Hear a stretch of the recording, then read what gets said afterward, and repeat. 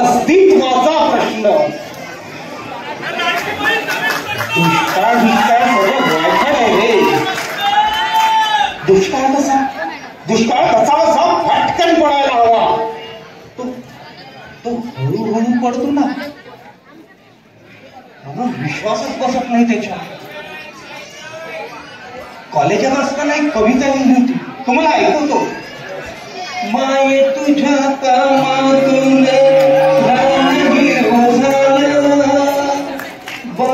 तुझ्या घामातून आभाळ भरला. बाला जेव्हा ऐकवलं ना तेव्हा बा म्हणला, त्या खालच्या आवाजातलं तणकट साफ कारंदी आणि मग नाही तुझ्या खंडोबाचा गोंधळ.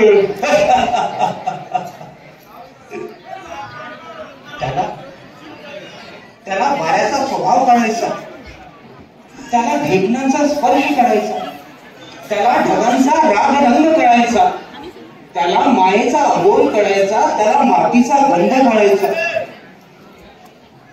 आता तुम्हाला असं वाटेल की हा कविता करतो, पण कविता या कराव्या लागतच नाही हो. खळ्यातून मळ्यातून चालत राहिले ना की त्या आपोआप आकार घेतात. तुम्हाला सांगतो, या मातीत ना कविताच कविता आहे. इथला कण आणि कण गीतासारखा आहे. हा, पण ते ऐकायला कसे कान लागतात बरं का. या मातीवरून आलं पूर्वी ना पाणीच पाणी असायचं आणि ते पाणी उपसायला पुरेशी वीज असायची ना, तेव्हाचा काळ आठवतो मला. तुडुंब पाण्याने ओलावलेली आमची जमीन एखाद्या गरोदर बाईसारखी दिसायची. आणि आता ती जमीन एखादी विधवा झालेल्या बाईसारखी पांढरी फट्ट पडून राहते ना, तेव्हा या मनात काय कालवा काल होते तुम्हाला नाही कळायचं. माझी माय आजारी असताना शेवटी खाट्यावर पडून राहायची ना, तेव्हा माझा बाप अस्वस्थ होऊन तिच्या भोवती फेऱ्या मारायचा.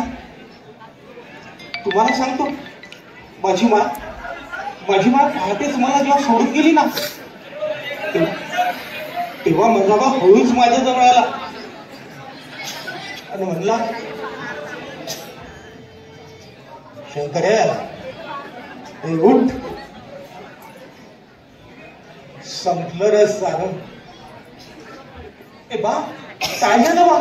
बा, ए माय उठ ना, ए माय माय बोलत नाही रे. ए बोल ना काहीतरी तिच्याशी. ए माय उठ ना, ए उठ ना का माय. ए बा, आपण तुला दवाखान्यात घेऊन जाऊ. ए माय उठ ना, ए बा बोल ना काहीतरी तिच्याशी. अरे बोल ना.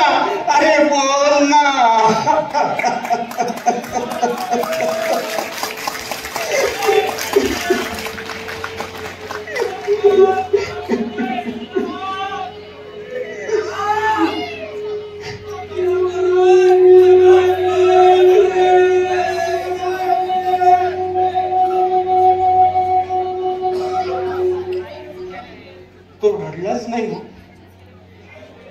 माणूस रडला नाही की पडून राहतो ढेकणासारखा आयुष्यभर.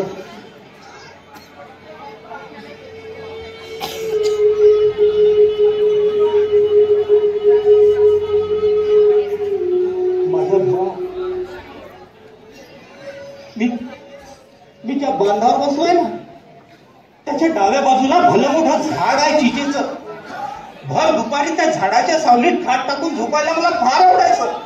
बा दुपारी तासभर येऊन तिथे बसायचा आणि मी आजूबाजूला असा चिचा गोळा करत फिरायचो.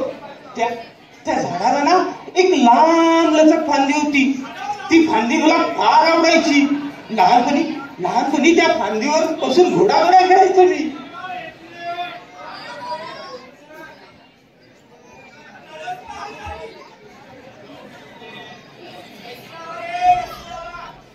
त्याच फांदीला गळफास लावून घेतला माझ्या बापाला.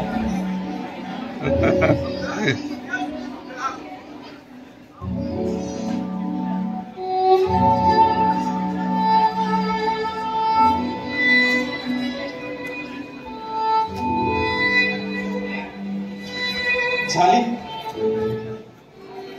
5-1 वर्ष झाली असतील, पण मी रोजच माझ्या बापाचं मरण पाहतो.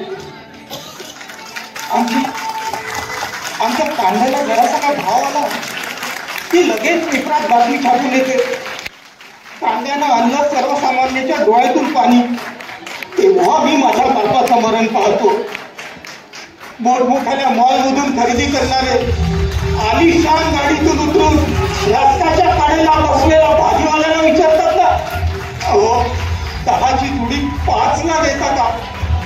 तेव्हा मी माझ्या